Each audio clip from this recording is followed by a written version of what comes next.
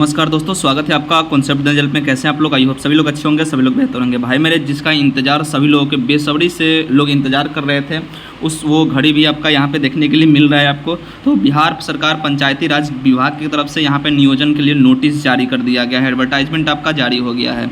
ये जो आपका वैकेंसी है ये आपको दिख रहा होगा।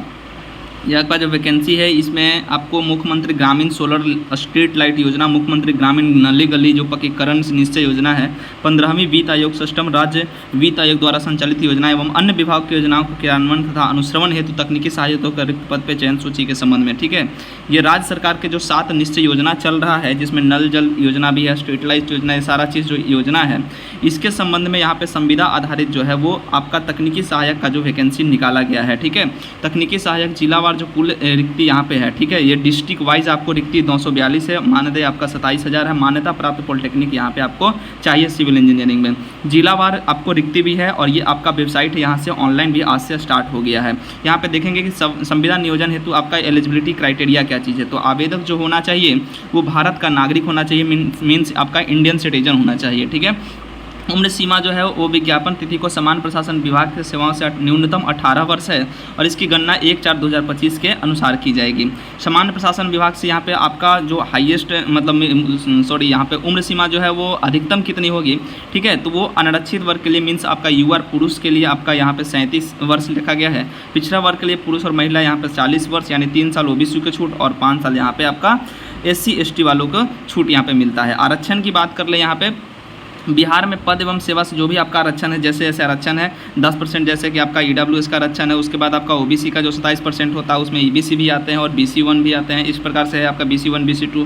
ठीक है, आवेदन की प्रक्रिया की बात कर ले तो आवेदक जो है वो किसी एक जिला में ही आप आवेदन कर सकते हैं। ऑनलाइन आवेदन पंचायती राज विभाग के विभागीय वेबसाइट पर उपलब्ध लिंक ये इस पर ही करना होगा आपको। आवेदकों द्वारा भरी गई सूचना ही अंतिम रूप से मान्य होगा, उसी के आधार पर काउंसलिंग के लिए मूल प्रमाण पत्र प्रस्तुत किया जाना अनिवार्य होगा। बाद में किसी प्रकार का दावा मान्य नहीं होगा आपका, यानी कि जो भी आपका फॉर्म फिल हो वो बहुत ही अच्छे तरीके से बारीकी से आपको करना है, उसके बाद आपकी दावा मान्य नहीं होगा अगर उसमें आप गलत भरेंगे तो। अभ्यर्थी द्वारा ऑनलाइन आवेदन में भरी गई सूचना के आधार पर उम्मीदवार की पात्रता अपात्रता के संबंध में निर्णय लिया जाएगा। ठीक है, उसके बाद है ऑनलाइन आवेदन में भरी गई सूचना, बहुत अच्छे तरीके से समझिएगा, यही चीज़ गलती लोग करते हैं ताकि फॉर्म फिर वो रिजेक्ट हो जाता है। ठीक है, ऑनलाइन आवेदन में भरी गई सूचना सत्यापन काउंसलिंग के क्रम में समानता नहीं पाए जाने पर अभ्यर्थित रद्द कर दिया जाएगा। यानी कि जो आप ऑनलाइन में अभी भरे कुछ और आपका काउंसलिंग के समय आपका डॉक्यूमेंट दिख रहा है कुछ, तो वैसे में आपको रद्द कर दिया जाएगा। ठीक है, और जो लोग बीटेक मतलब ओनली बीटेक हैं तो उन लोग मत भरिएगा, बिल्कुल नहीं भरिएगा, क्योंकि वो लोग ऐसे लोग रिजेक्ट हो जाते हैं। ठीक है, झूठ मूठ का बहुत लोग मार्क्स ऐसे फिल करके भर देते हैं। और यहाँ पे वेबसाइट पर एक आपका शपथ पत्र है जो कि मैं आपको टेलीग्राम ग्रुप में दे दूंगा, उसको नोटरी से बनवाकर अपलोड किया जाना अनिवार्य है, यानी नोटरी से बनवाना भी है आपको। ठीक है, शपथ पत्र भी आपको बनवाना है, उसको अपलोड भी आपको करना है। यहाँ पे अभ्यर्थी आवेदन करते समय आश्वस्त हो ले कि जिस जिले के लिए वो आवेदन कर रहे हैं उस जिलों में रिक्ति है या नहीं। बिना रिक्ति वाले जिले में आवेदन किए जाने की स्थिति में उनकी उम्मीदवारी का कोई भी दावा मान्य नहीं होगा। मीन्स जिस जिला में आपका अगर रिक्ति नहीं है उस जिला में आप आवेदन नहीं करें। मेधा सूची का निर्धारण कैसे होगा, तो तकनीकी सहायक के पद पर चयन होती न्यूनतम शैक्षणिक योग्यता मान्यता प्राप्त पॉलिटेक्निक से सिविल इंजीनियरिंग डिप्लोमा होगा। ऑनलाइन आवेदनों के आधार पर डिप्लोमा में प्राप्त अंकों के प्रतिशत के आधार पर यहाँ पे मेधा सूची तैयार की जाएगी। मीन्स आपका मेरिट बेस्ड यहाँ पे लिया जाएगा।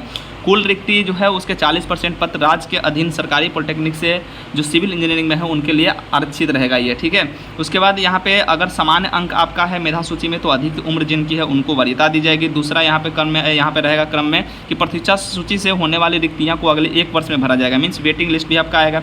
रिक्तियाँ घट या बढ़ सकती है जिसकी सूचना ससमय विभागीय वेबसाइट पर उपलब्ध कराई जाएगी।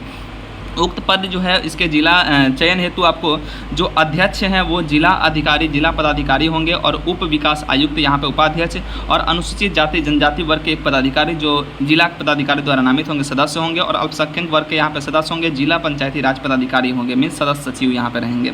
इस प्रकार से 5 लोगों का टीम यहाँ पे गठन किया गया है। संविदा का एकरनामा है कि ये जो संविदा है ये चयन संकल्प इतना 40-46-25/7/2018 के आलोक में किया जाएगा। संविदा शब्दों के अनुसार आयकरनामा जिला पंचायत राज पदाधिकारी पदाधिकारी के साथ किया जाएगा। ठीक है, उसके बाद संविदा के आधार पर सारा संविदा का दिया गया कैसे करना है आपको, क्या आपका मतलब कि ये इंस्ट्रक्शन एक टाइप का है संविदा का कि किस प्रकार से आपको कब हटाया जाएगा, क्या किया जाएगा, सारा चीज़। ठीक है, संविदा के आधार पर नियोजित व्यक्ति न तो सरकारी सेवक माने जाएंगे और न ही सरकारी सेवकों के अनुमान किसी सुविधा के हकदार माने जाएंगे। इस प्रकार नियोजित व्यक्ति द्वारा नियोजन के पश्चात सरकारी सेवा में नियमितीकरण का दावा आप किसी भी परिस्थिति में मान्य नहीं होगा। उनका नियोजन इतना के अधीन होगा। इस नियोजन की अवधि 31 मार्च 2026 तक के लिए होगी।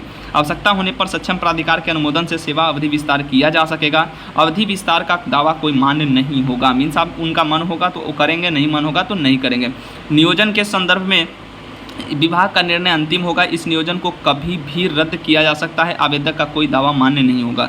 चयनित अभ्यर्थियों को नियोजन से पूर्व असैनिक शल्य चिकित्सक सह मुख्य चिकित्सक पदाधिकारी मीन्स सिविल सर्जन द्वारा निर्गत स्वास्थ्य प्रमाण पत्र उपलब्ध कराना अनिवार्य होगा। नियोजन के संबंध में कोई भी जानकारी जिला राज्य पंचायती राज पदाधिकारी के कार्यालय से प्राप्त किया जा सकेगा।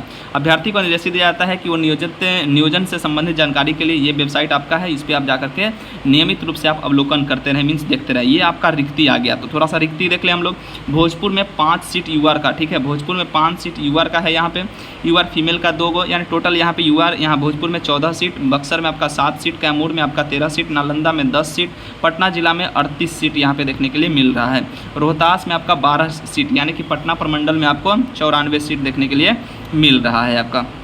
अरवल की बात कर लें तो अरवल में आपका जो है वो अरवल की बात कर ले तो अरवल में आपका 5 सीट है आपका, औरंगाबाद में 12 सीट है, गया में आपका 72 सीट है, जहानाबाद में 12 सीट है, नवादा में 12 सीट है। ठीक है, तो ये आप अपने अनुसार सब लोग देखेंगे और करेंगे इसको। पूर्वी चंपारण की बात कर ले, इसमें आपका 65 सीट है आपका, मुजफ्फरपुर में 70 सीट है, सीतामढ़ी में आपका 39 सीट है, शिवहर में आपका 2 सीट है, वैशाली में आपका 58 सीट है, यानी वैशाली में भी बहुत अच्छे खासे सीट यहाँ पे देखने के लिए मिल रहे हैं। पश्चिमी चंपारण की बात करें तो यहाँ पे 49 सीट आपको देखने के लिए मिल रहा है। अब सारण प्रमंडल की ओर बात करें, ये आपका कौन सा हो गया, तिरहुत प्रमंडल की बात हो गई। ठीक है, ये सब जितना तिरहुत प्रमंडल में हो गया।